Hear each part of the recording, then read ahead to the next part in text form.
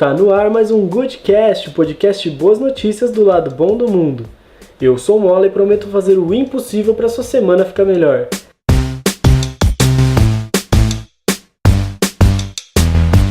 Sem mais delongas, vamos direto para as boas notícias dessa semana. A primeira é que a testosterona pode trazer uma nova esperança para pacientes com câncer. O hormônio pode ajudar a combater a perda de massa muscular que afeta os pacientes durante os tratamentos tradicionais, como a quimioterapia e a radioterapia. A perda de massa muscular nos pacientes com câncer é conhecida como caquexia, uma síndrome que também causa fraqueza, perda de apetite, fadiga e é responsável por 20% das mortes por câncer. O tratamento com a testosterona se mostrou eficaz nesses pacientes que, por causa da síndrome, mal tinham forças para sair da cama. O hormônio trouxe de volta o vigor a eles, que puderam voltar às suas atividades diárias simples, como tomar banho e preparar a própria comida. Os pacientes que receberam o tratamento não só não tiveram perda de massa muscular, como experimentaram um aumento de 3% em suas massas. Para você ter uma ideia, dependendo do tipo de câncer, um paciente pode perder até 20% da sua massa muscular. Além da autonomia gerada nos pacientes, o tratamento fortalece seu corpo para suportar os tratamentos tradicionais, que são muito agressivos. A novidade veio de pesquisadores da Universidade do Texas, nos Estados Unidos. A nossa segunda notícia é que a Adidas se juntou na luta contra o plástico. Ela prometeu que até 2024 estará usando apenas plástico reciclado em sua produção. A notícia foi dada pelo Financial Times e a empresa garantiu que sua batalha contra o plástico inclui também o poliéster, que é um material usado para fazer basicamente tudo o que eles fazem, porque além de leve, seca muito rápido. A empresa também se comprometeu a parar de usar o plástico virgem nos seus escritórios, fábricas e centros de distribuição, o que pode economizar 40 toneladas de plástico por ano já em 2018. E aproveitando essa notícia, eu quero fazer uma retratação. No primeiro episódio do Goodcast, eu noticiei que os canudinhos plásticos estavam sendo banidos de vários lugares. E isso é uma notícia boa porque reduz o plástico nos oceanos.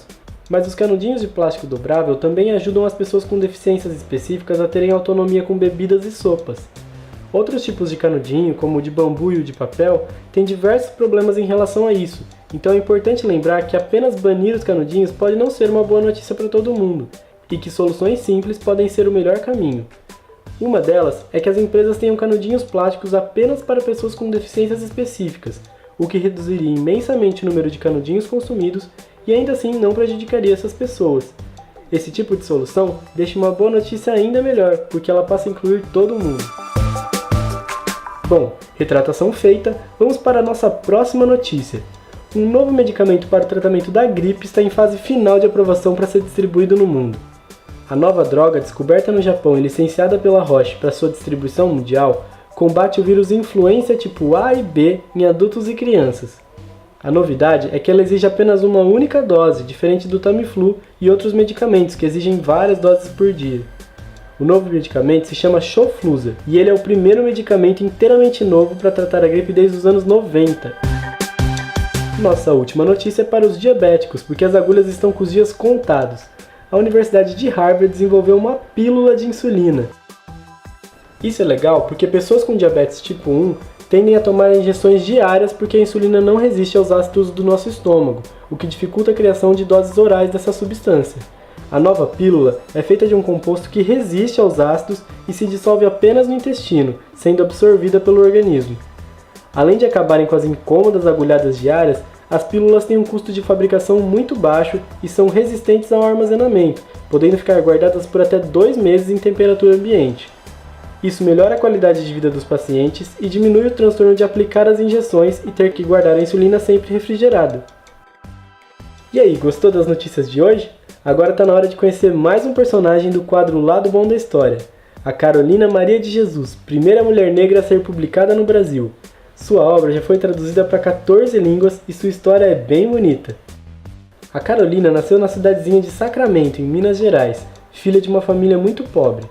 Um dia, ela foi acusada de roubar o dinheiro de um frei e acabou sendo presa e espancada.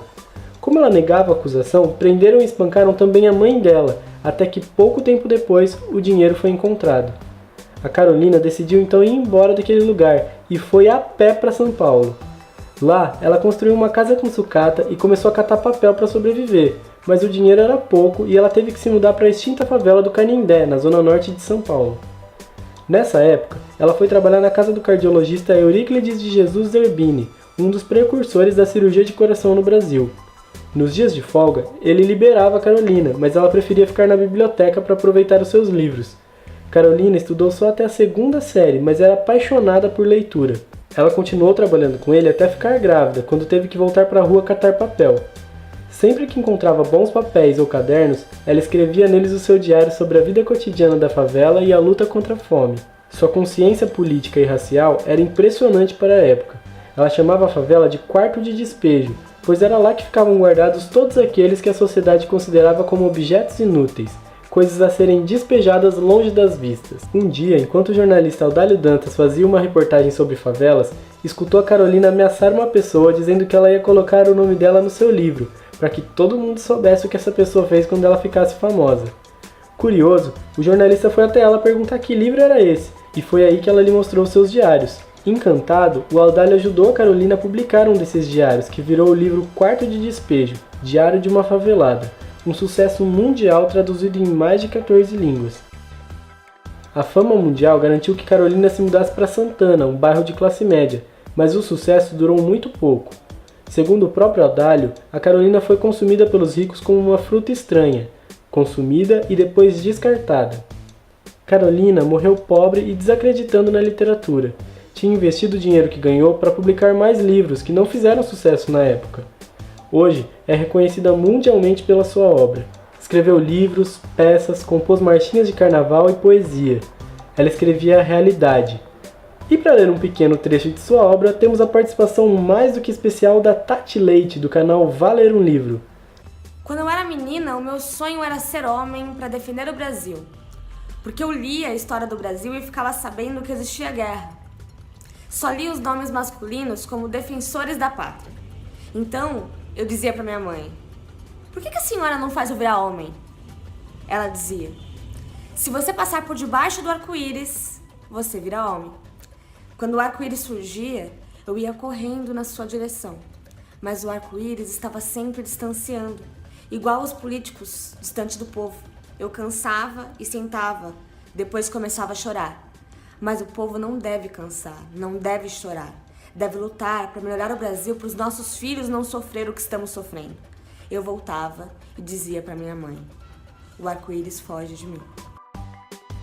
Esse foi mais um Goodcast. Um super obrigado a Tati pela participação e um beijão enorme para você que está me ouvindo. Até semana que vem. Beijo, beijo, beijo.